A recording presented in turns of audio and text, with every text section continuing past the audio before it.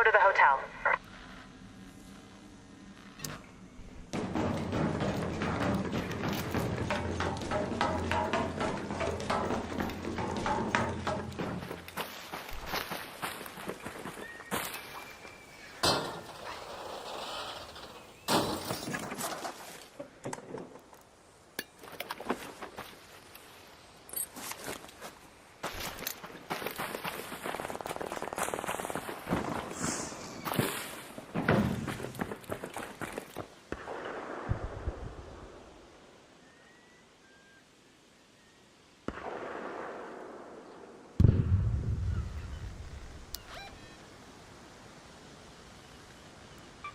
Let's head home at the Weybridge hatch.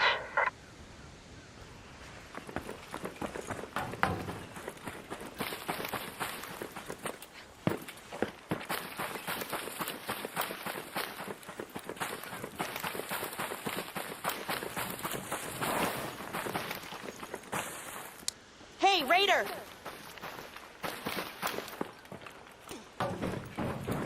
Hey man, what's up?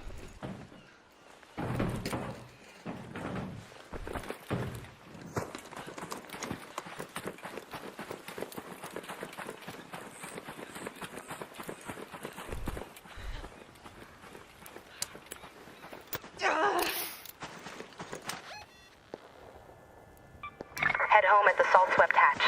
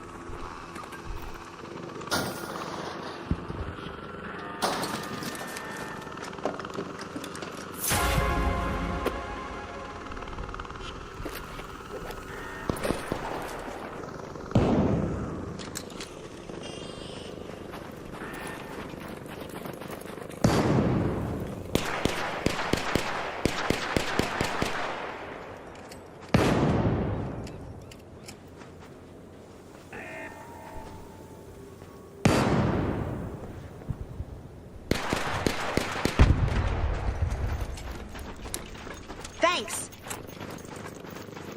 Hey man. Yo.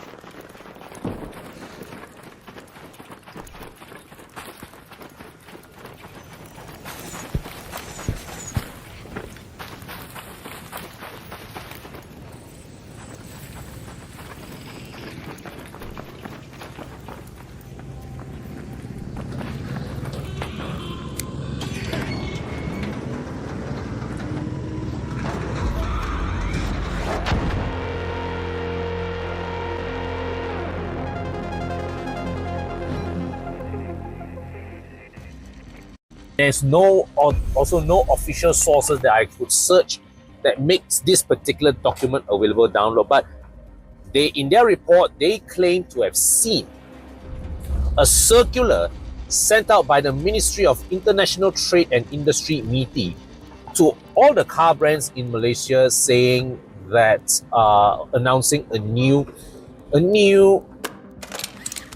EV tax regime. Okay, and what's happening is that, number one, because this is massive, this is really massive. So number one, all of the EVs need to have a minimum output of 180 kilowatts if they are to be CBU. So all CBU EVs must have a minimum output of 180 kilowatt. Okay, now for context, that's 245 horsepower, which is the kind of outputs that you get from most premium 2-liter turbo engines out there. Right? Now, they also must have a minimum CIF price of 200,000 ringgit.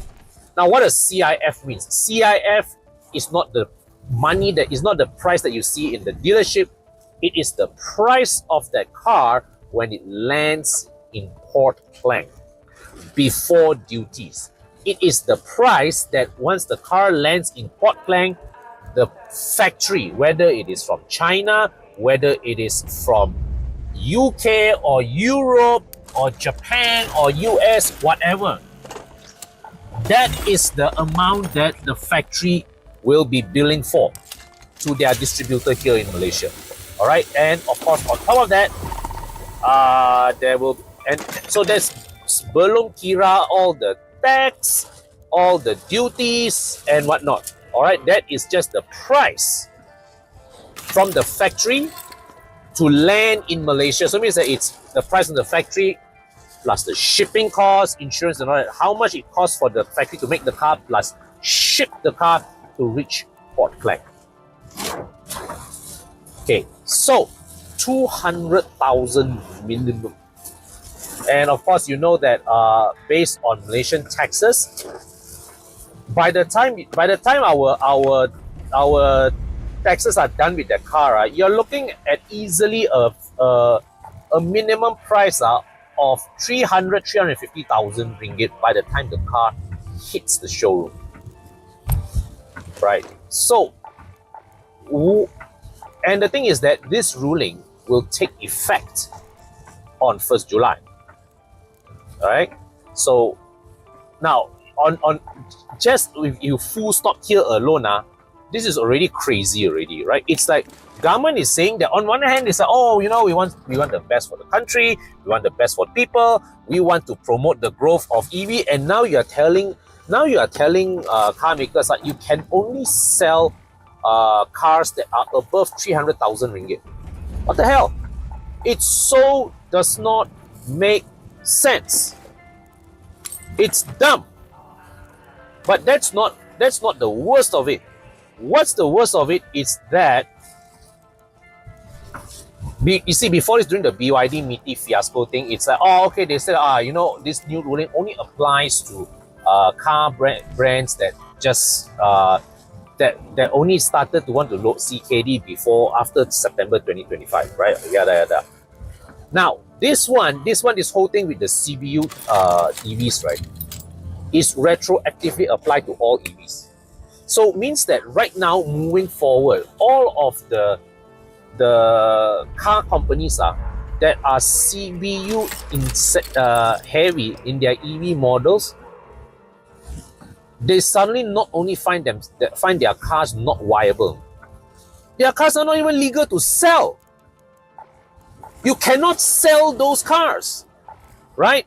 Only exception is if the car is already in your stockyard or already on the ship, right? That means that you already prove that you submit your order already, is sitting in the boat coming to Malaysia. Yes, that one you can still bring in and sell.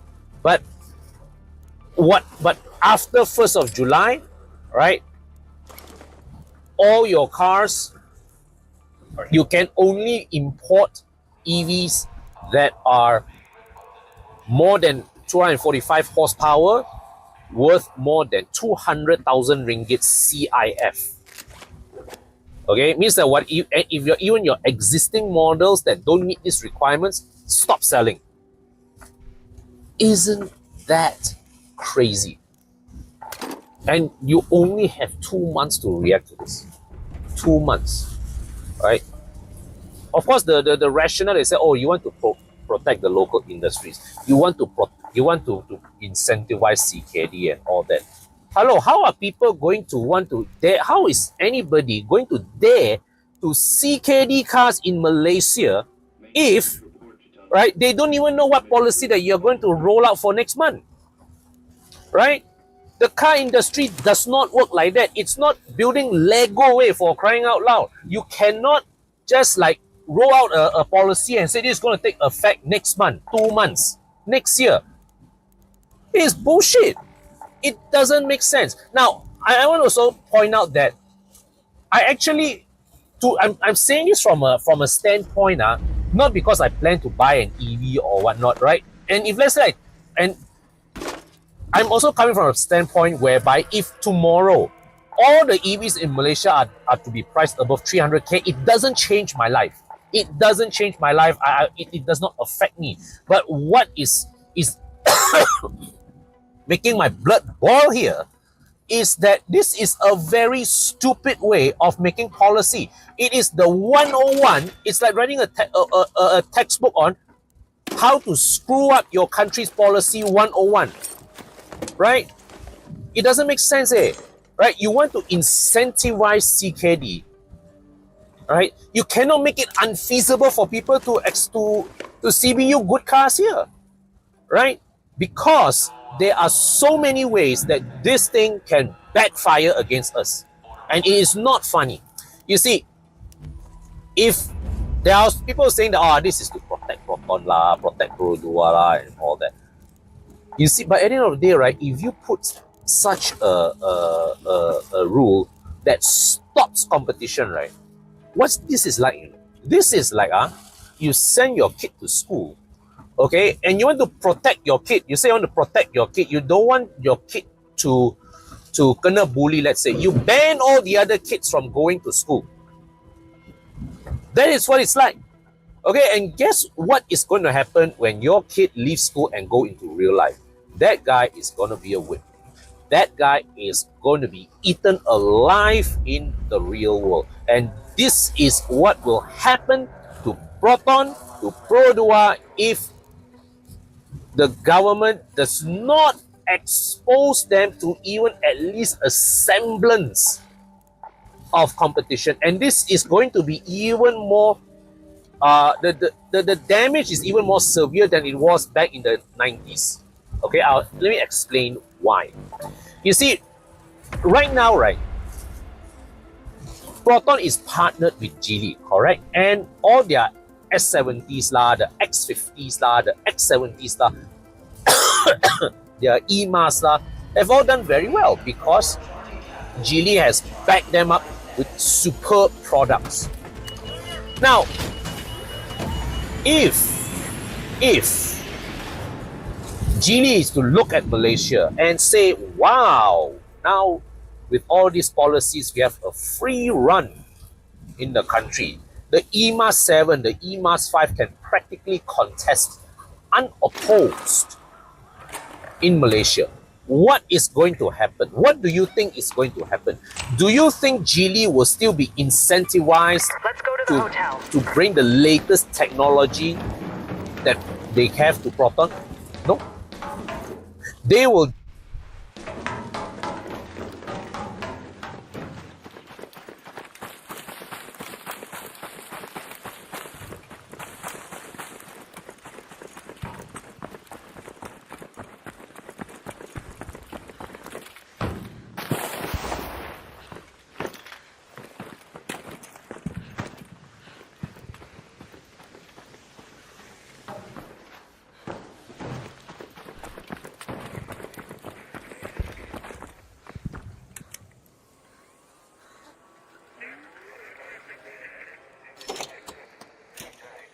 This is operation. Affirmative on the operation.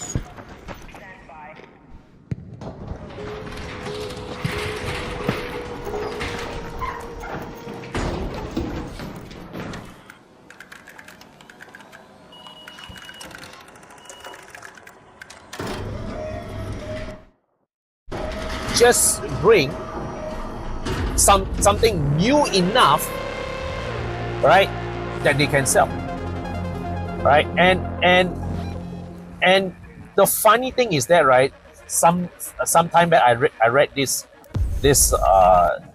report, or somebody was quoted as saying that we don't want Malaysia to be a dumping ground of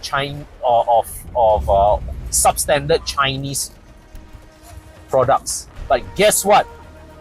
You put this kind of ruling, you are incentivizing Geely to dump their outdated crap into our country, right? Yeah, because the thing is that Geely can now look forward and see that, okay, right now, right, the sub 300,000 EV category is an open goal, right? I can sell my previous gen tech in Malaysia and I will still print money. Okay? And of course, the thing is that the door is not totally shut for other Chinese car makers to localize through partnerships, right? So the likes of MG, they have already begun CKDing the S5 in Malacca, all right? Leap Motor, they have access to the Stellantis plant. Okay, and of course, Cherry Group is in. The biggest loser is BYD lah, of course, right? So here's the thing that we all need to think about when it comes to playing ball with the Chinese. Okay, the Chinese will find ways to circumvent your rules. The Chinese will find ways to circumvent your rules. And guess what? When you paga your market so effectively, when you corner out the market so effectively, right? Okay? When the Chinese slip their way inside here, their dominance of our market will be even more absolute than if you had let the market be open. Right? So the thing is that, right, I firmly believe in empowering our national car industry, right? And as I said before, I have a lot of love for the Malaysian car industry. But what we are doing right now is not helping the cause at all. It is not helping the cause at all. It is making Malaysia an extremely unattractive market to invest in. Extremely unattractive. Okay, and it leaves a very, very poor taste for foreign business owners who are ready to commit their investments into our country. All right, now of course, yes, you want to have you want to ensure that you don't want Malaysia to have to be a screwdriver operation, right? You don't want Malaysia to be a dumping ground. We understand all that. But there are smarter ways to incentivize this, right? There are smarter ways to get the foreign brands, right, to bring more of their best technology here. And quite frankly speaking, we have already lost out to Thailand. We have lost out to Indonesia, and we will continue losing out. Right? So it's like, I don't know, man. If I were Thailand or Indonesia, I look at Malaysia, right? Pull out something like this, I'd probably be popping a few champagnes right now, because it's like we just handed Thailand and Indonesia a free run. All right? We just handed Thailand and Indonesia the perfect pitch. Why it is more attractive to do business there. Why it is more attractive to set up their regional hub in Thailand, Indonesia than it is to Malaysia. So, the saving grace here that I can see is this. Because all we have is paultan.org, despite them being a very credible news reporting organization. All we have is paultan.org saying that they have cited this circular. There is still time for MITI to U-turn. there is still time for MITI to say, no lah, that is the first draft. This is an unauthorized, it is not finalized one, right? There is still time for that. And I hope they take that exit route, because if this is going to come out and be actually what is going to be actual policy, it is an absolute joke. It is right up there with some of the dumbest shit that I have seen in 17 years covering the car industry. Right? So I've aired my piece on this. I'm of course curious to hear what you guys have to think about this whole scenario. All right, what are your thoughts? Okay, do you feel that this is something that impacts you, or like you don't care because you're not an EV person? Like, whatever lah, they raise it up to 500,000 or so, whatever lah, right? Or it's like you were aiming for that EV, for that 150,000 EV, and now suddenly it's like because of this reason it's beyond your reach. All right. Or maybe you are somebody who is working for a car company who's right now facing an existential threat in Malaysia, where suddenly, right, all of your model lineups are no longer it's no longer viable, it's no longer legal to sell, right? Are you worried about your livelihood? Let me know in the comment section below. All right, and I look forward to seeing you in my next video.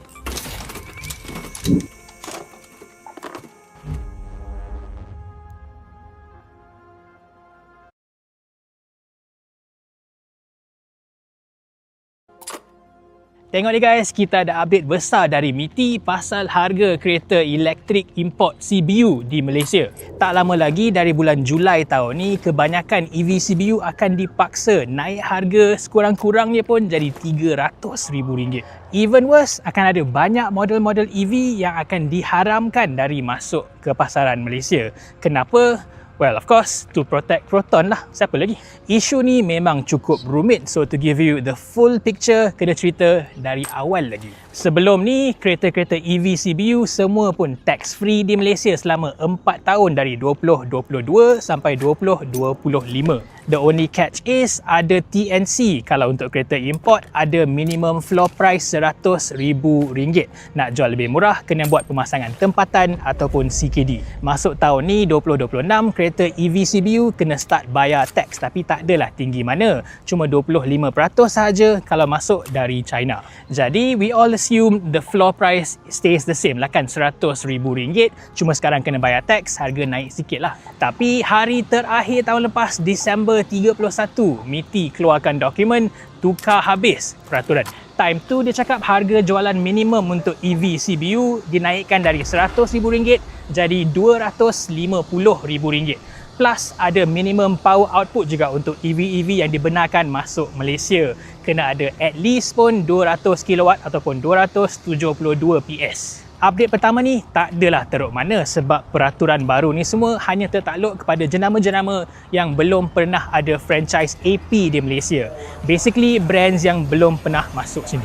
Jadi brand-brand sedia ada macam BYD ke, Zeekr ke, business as usual lah, cuma kena bayar tax. Hanya brand-brand baru macam Hongqi ke, Avatar ke yang nak masuk Malaysia ada new floor price RM250,000. Lepas tu fast forward 3 minggu ke Januari 21, MITI updatekan dokumen ni lagi. Time ni dia cakap peraturan baru ni semua tertakluk kepada semua jenama atau model yang baru nak masuk ke Malaysia. So now model yang dah ada di Malaysia, sebagai contoh BYD Atto 3 boleh dijual macam biasa. Tapi kalau BYD nak bawa masuk model serba baru macam say Sea Lion 8 ke, Sea Lion 9 ke, tertakluk kepada terma baru RM250,000. Dan sekarang kita sampai ke update terkini. Minggu lepas, April 29, MITI hantar surat baru ke semua pemegang franchise AP di Malaysia. And this time dia tukar habis. Minimum floor price RM250,000 tu dia tukar jadi minimum CIF value of RM200,000. Lepas tu minimum power output pun dikurangkan dari 200 kW menjadi 180 kW or 245 PS. So now harga tu diturunkan dari 250,000 jadi 200,000. Kira bagus lah kan? Sebenarnya tidak. Sebab yang 250,000 tu harga jualan di showroom. CIF 200,000 baru ni pula hanya value kereta tu masa dia sampai Malaysia. Belum termasuk tax, belum termasuk margin. Kalau kita kira secara kasar lah kan, harga minimum 200,000 tu tambah tax 25%, tambah distributor margin 10%, dealer margin 10%, harga jualan kereta tu paling kurang pun dah 300,000 dah. Itu pun kita kira best case scenario dah. Margin semua biasanya jauh lebih tinggi. But that's not even the worst part sebab semua terma-terma baru ni sekarang tertakluk kepada semua jenama dan model EV CBU di Malaysia. Now tak kisahlah ini model ataupun jenama baru ataupun lama, semua kena peraturan baru ni. So the effect is semua kereta-kereta EV yang sekarang harga sekitar 100 ke 200,000 ringgit dipaksa naik harga sekurang-kurangnya pun jadi 300,000 ringgit. Dan bukan setakat harga sahaja. Dari Julai 1st akan ada banyak model-model EV popular di Malaysia yang akan diharamkan dari masuk ke Malaysia sebab dia tak sampai the minimum power output. So model-model mana yang terkesan? Basically semua model-model C segment lah, dari BYD Atto 3, GWM Aura Good Cat, MG S5 dan lain-lain. Senang cakap, rival-rival Proton EMA 7 tu semua out. Tengok jenama pula yang kena paling teruk sekali, of course, BYD lah. Pretty much the entire range dari Dolphin, M6, Seal 6, Atto 2, Atto 3 semua dah jadi haram. Model-model lain yang ada cukup power to meet the minimum power output macam Seal dengan Sea Lion 7 pun technically boleh jual. Tapi harga kena naik double, jadi sekurang-kurangnya RM300,000. So, kenapa MITI buat peraturan-peraturan baru ni? Jawapannya is to protect the local car companies, Proton Pro 2, dan to promote CKD assembly. Cerita kita jaga kita ni bukan barulah and it's somewhat understandable pun. Cuma yang ironiknya, kita yang dia cuba protect sekarang ni bukan Proton sendiri pun.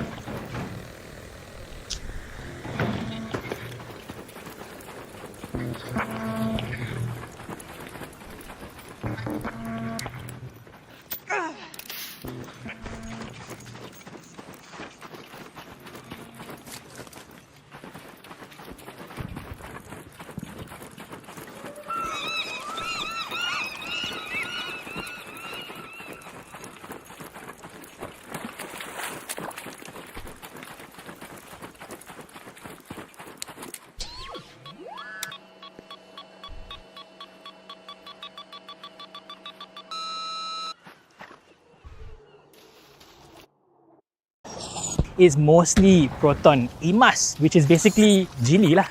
Part promote CKD tu pula, of course kita faham, memanglah MITI nak company-company creator ni semua invest in Malaysia, buka kilang sendiri di sini.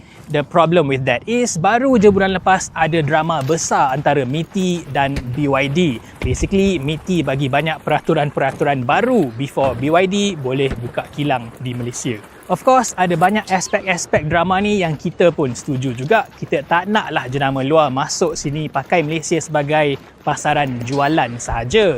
Tak bolehlah buka kilang di sini dengan minimal local content, tak ada teknologi transfer langsung. Yang untung, diorang sahaja. Malaysia tak dapat apa-apa. Tapi ada juga peraturan-peraturan baru tu yang mengarut, macam BYD kena eksport sekitar 80% of the production outside of Malaysia. MITI pun mesti tahu BYD dah ada pun kilang-kilang tersendiri di negara-negara lain. Di Thailand dia ada satu, Indonesia dia ada satu, Vietnam pun dah start kerja. Kalau dia nak BYD eksport banyak-banyak kereta dari Malaysia ke negara lain, pergi mana? Takkanlah balik ke China kot. Jadi memang dah nampak sangatlah dia tengah target BYD ni. CKD dia block, sekarang CBU pun kena juga. Brand-brand lain di Malaysia tak adalah terkesan sangat. MG dengan Xpeng dua-dua pun akan pasang kereta CKD di kilang EPMB di Melaka sebagai contract assembly. Kereta Wuling dipasang oleh Tan Chong di Segambut dan Leap Motor pun akan pakai Stellantis punya own plant di Gurun Kedah yang dulu dia beli dari Naza. Cherry pula dia ada 3 kilang. Dia pakai Inocom di Kulim, dia ada satu dekat Shah Alam dan dia tengah build one big one di Lembah Beringin. Yang last kali tu MITI bagi buka without all these new rulings yang dia bagi dekat BYD tau. Sebabnya MITI cakap ini peraturan baru. Cherry dah sign kontrak tu tahun lepas, so dia boleh jalan je. Tesla pula macam mana? Because for them CKD is memang completely out of the picture lah. Yang ni kita tak tahu lagi. Kalaulah diorang kena ikut peraturan sama, memang the entire range dari Model 3, Model Y, Model YL semua pun kena naik harga atas RM300,000. Tapi Tesla, semua orang pun tahulah ini PMX punya pet project dan dekat Malaysia ni diorang lah satu-satunya company kereta yang boleh dapat franchise AP without having a Bumiputra local partner. Kalau diorang dapat special permission to continue business as usual, dah terlampau obvious lah kan. Selain tu, brand-brand lain macam Honda, Toyota likely kena stop jual EV di Malaysia sebab diorang takkan CKD sini pun. Dan Zeekr pula memang diorang ada plan nak buka kilang CKD di Tanjung Malim sebelah Proton, tapi kerja pun belum start. Paling-paling pun tahun depan sahaja. So at least dia akan ada sekitar 6 bulan lebih tak boleh jual kereta. Memang rugilah sebab Model 7X diorang tengah hot sekarang. My real problem with this kan bukanlah pasal harga tinggi ke apa, but it's more with the timing of this announcement. Serius lah guys, dia umumkan penukaran polisi yang sangat drastik ni 2 bulan sahaja sebelum the starting date. Macam mana lah dia nak expect the car companies to adjust their plans so quickly? The policy changes pun macam ikut suka hati diorang je. December lain, January lain, sekarang April tukar lagi. Plus dia nak block habis BYD just to protect Proton emas, which is basically Geely. Memang tak adil lah kan.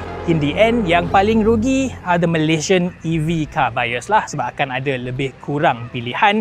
Hanya akan ada model yang murah ataupun yang mahal. Dekat tengah antara 100 ke 300 ribu, langsung tak ada pilihan. Plus, bila Proton emas sendiri pun dah tak ada competition, korang ingat dia akan turunkan harga EV lagi ke? I don't think so. Pro 2 punya EV pula memang tak jalan langsung. So ini dia guys, update terkini dari MITI pasal harga kereta-kereta elektrik CBU yang akan naik harga sekurang-kurangnya pun jadi RM300,000 starting Julai 1st tahun ni. So apa pandangan korang pasal polisi baru ni dan korang setuju ke tak dengan dasar protectionism Proton Imas ni? Tulis kat bawah, aku pun dah penat nak jalan ni.